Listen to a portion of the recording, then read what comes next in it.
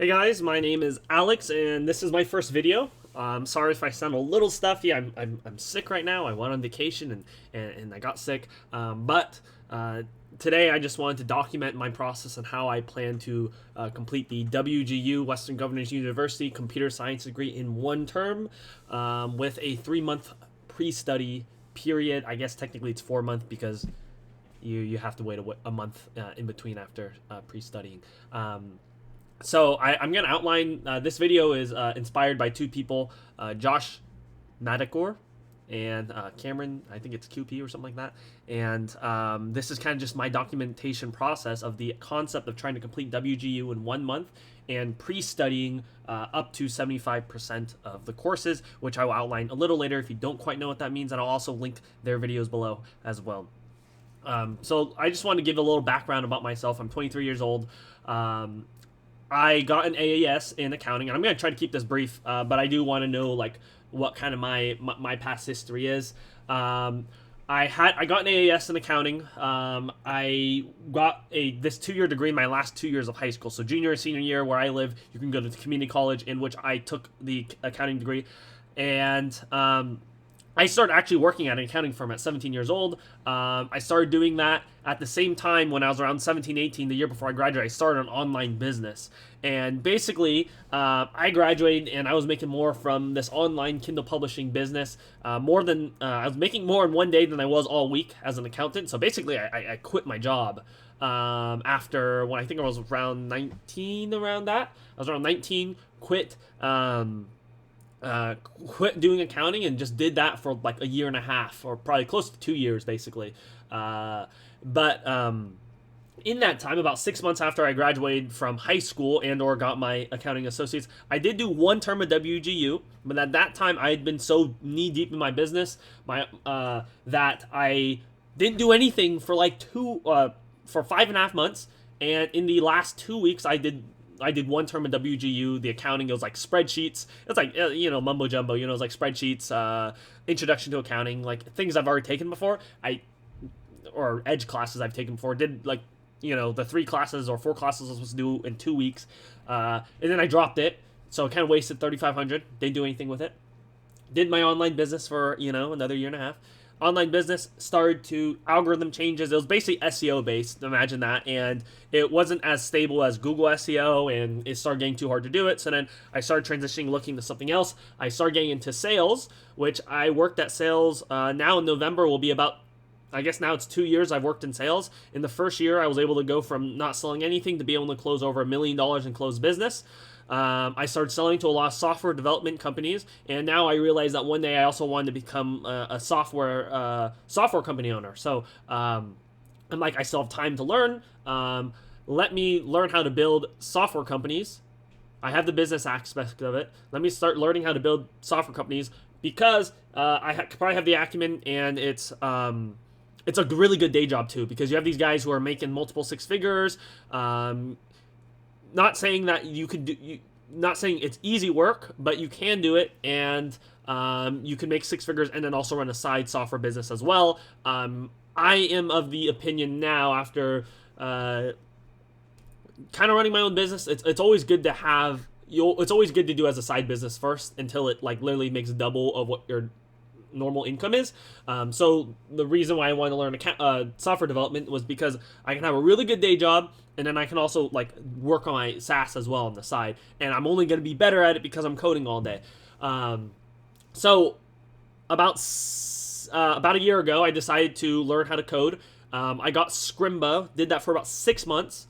Then I went up to my CEO, who owns multiple companies. He also owns a software development company, and I asked him, "Hey man, I want to split my time at sales and split my time doing development at the same time. Can I work at your company? Otherwise, I'm going to quit," type deal. So I asked him, and he said yes. So now I kind of work. I work on. It's not like my title is a full stack software engineer. Is what my contract says. So that's what I'm putting. I am doing lots of websites.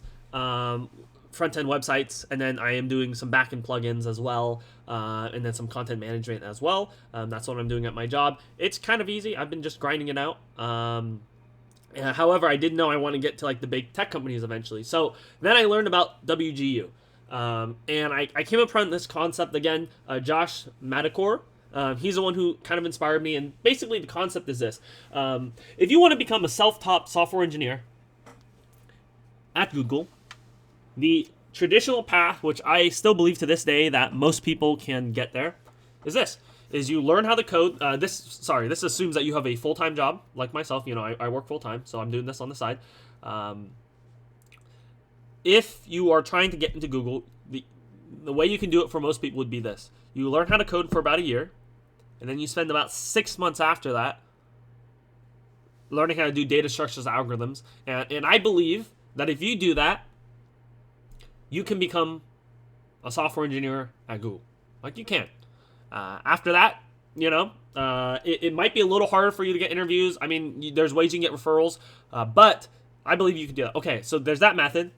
Or the other method is just to do this, which is to pre-study WGU for 3 months, do WGU for 6 months, which means you've effectively done 9 months, got a computer science degree, and then you spend the next 3 months grinding out data structure algorithm. Now you have a great foundation of it because you just did the computer science degree. So now you've effectively cut your time from a year and a half to a full year.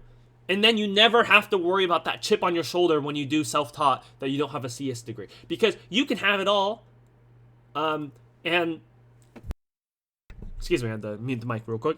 You can have it all, basically. You can have the computer science degree, you can learn how to code. This teaches you how to code. And, okay, so self-taught, after a year and a half, you might be better at direct coding, maybe, a little bit. But I think having the computer science fundamentals will help you overall because you're learning all these languages and you can learn code way faster when you actually understand the fundamentals. That's what I found out after being self-taught, is learning these computer science concepts makes it way easier to learn so much more. So yeah, that is my background.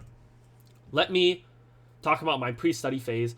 So again, if you don't know what pre-study is, I will link 2 videos, 1 or 2. It's by Josh Madakor and Cameron QP. These guys have inspired me. But basically, what the methodology is this: you spend 3 to 6 months going through sites such as Sophia.com and Study.com, and you do as many classes as possible, and then transfer them into WGU. It really doesn't matter what your grade is. You just pass them, transfer it in. You have 75% of your term done. So basically, you have 1 year's worth of schooling to do, and you try to do that in 1 term, which is possible because many people have done it. Josh Madakor has done it in about like 2.5 months, I believe. And so what I did was I mapped out all my classes, and I just went to the website, printed out the WGU, put on a spreadsheet, and then went to the Sophia and Study.com transfer agreement and listed them out. So Sophia.com, in my opinion, is easier to do than Study.com because the finals are open book. Everything is open book in everything is open book in Sophia. Study.com, you have it's closed book on the final. So to me, I list out as many as I could from Sophia, and then the rest that couldn't do Sophia, I did on Study.com. I wanted to see how hard this was. So my first class I enrolled on the 12th of October. And in about one point, this is supposed to say 5 weeks, I did about 7 classes, and then I went on vacation. I literally got back last night, and I got sick, so hopefully I could still do this, because I'm on the time crunch, because my target enrollment is February 2022, which means I need to have all my classes, about 24 classes or something like that, transfer in by January 5th or something, or January 1st. You're probably thinking maybe like, oh, this guy already has an AS degree. But what sucks is that 2 years that I spent doing that basically don't transfer into this at all. Only 2 classes transfer: English 101 and statistics. So yeah, big whoop, I have a great advantage. I have 2 classes. So this is just to kind of proof that I have, these are the classes I've taken. I have 8 classes to take on Sophia. Actually, technically, I need to add another one because I realized 1 won't transfer in.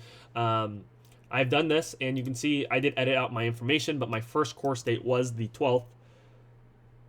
I did all these classes, and my last one I finished was the 18th. I went on vacation on 23rd, and now and I started studying calculus as well. So calculus is the one I haven't finished yet, and this is what this looks like basically. So what I did is I went to the and let me switch to the next one. Show CS plan. talkaboutstudy.com. So I went to the website and I bachelor's pathway, copy and pasted everything in. I've seen better spreadsheets from Josh Madagor. You can go check out his YouTube for that. And basically, I punched in. I found the transfer agreements, and if anyone asks me, does this class transfer in? I am going to implore you to say, like, I'm going to direct you to what this is, because I am not going to be liable to tell you something that I don't know. Like, okay, go to the website. What I did is I just copy and pasted, found all the classes, lined them up, and you can see from Sophia.com, I have about 8 classes. It actually has to be 9 because I thought Introduction to Communication would transfer in just because I had an AS. Turns out I asked enrollment, they said no, so this is probably going to become 9. Right now I have 7 out of 9 done, and then after that I have about 14 classes due on study.com. So this is basically done here. I got to finish calculus.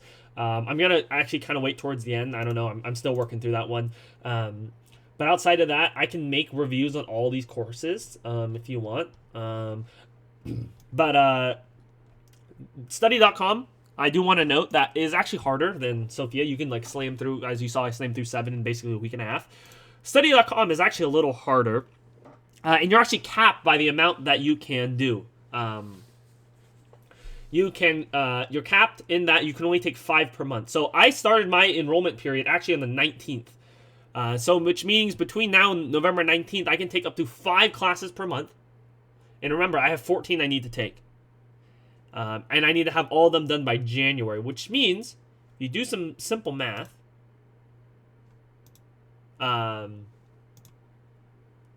Hopefully it doesn't show anything too crazy. If I did it from October 19th, I need to have all my classes done by January, which means I actually have 3 months to do all 14 because I start October, we'll go into November, so that's 1 full month. And then that's 2 full months. So from December to the 19th. And then I'll have a week and a half to finish the last 5 classes. And I have a strategy on how I'm going to finish those by January 1st, and it's this.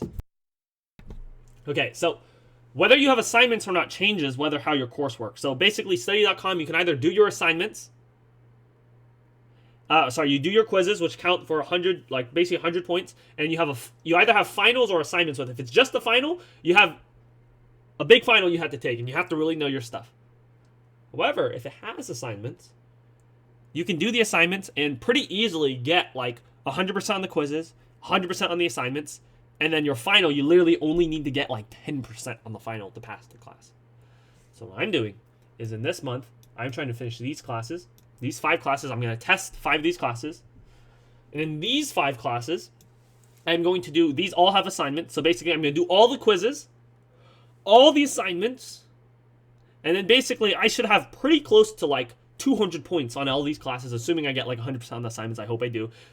From what I heard, the grading is pretty lenient. You can do it. It's all open book when you do the assignments. And then I will push these at the end of the 2 months. So these 5 classes here, I'm going to be doing like the 20th, 21st, 22nd. I'm basically just going to take the final on all these on these days. I'm going to get like, I only need 10 to 15%, right? I could probably guess, but I'm going to do my best anyways, because you might as well. And then it gives time for them to grade it, and then it will be ready by January 1st. Month 2, which my period goes from, that period will be from November 19th through December 19th. I'm trying to finish these classes. And I may or may not finish my natural science lab. There's a lot of labs. It seems like a lot of work to do over study.com. I've read many reviews on WGU saying it's like super easy. Most people do it in like 2 days. So I might leave this one off. But outside of that, like literally I need to do, scripting, American politics. This isn't like, this shouldn't be too hard. And then discrete math I hear is pretty hard. I want to do that last because I know I need to do discrete math too at WGU. And these will technically be the classes I have left to take. I might need to drop one because I did recently hear literally today that if you have over 75%, they might not accept you. So I need to redo the math on this. But this theoretically should be the classes I have to take left at WGU. And basically, I'll have about 10 to 12 classes left. I'm going to try to finish in about 2.5 months. And during that month of January, in which you have to submit your transcripts, you have 30 days to wait. You can do nothing. What I am going to do is pre-study all these classes, or at least as many classes as possible. So for instance, I'm gonna pre-study discrete mathematics based on what I can find on Reddit, like the YouTube things to watch. Software 2, 1 and 2 I hear is in Java, which actually it's funny because in these at WGU the data structures and algorithms and the what is it in the scripting and foundations, that's actually in Java, so I should already have a leg up on these. I might maybe watch a couple, like I might go on Reddit and like look up a couple concepts and a couple videos to watch. I might do that. Data structures and algorithms in Python, which I don't know how to do Python, but I hear you can learn it super fast, so I'll probably take like 2 days in January to learn like the basics of Python. And then of course that's probably about it that I'm going to pre-study. Everything else I think I could probably figure out. Scripting and programming, it's in C++ or C Sharp. I think it's C++. So I'll probably spend like 2 days in January also just learning the basics, so I'm not like so overwhelmed. And then of course I hear discrete mathematics and data structures and algorithms too are the hardest. So those are the ones I'm going to be pre-studying the most. And that is it. That's my plan. Today is November 2nd. We'll see how I fare. And sorry if like this feels a little unedited and unpracticed, because I just it's either me, I'm going to talk in front of the camera. I don't really have time to make it super polished. I don't know how to do video editing at all. So I appreciate you watching. If you want to be a part of my journey, after I get my CS degree, you're going to watch me grind out data structures and algorithms, and then eventually one day a software development or a software company. So if you want to stay tuned for my journey, please do so. And thank you so much for listening.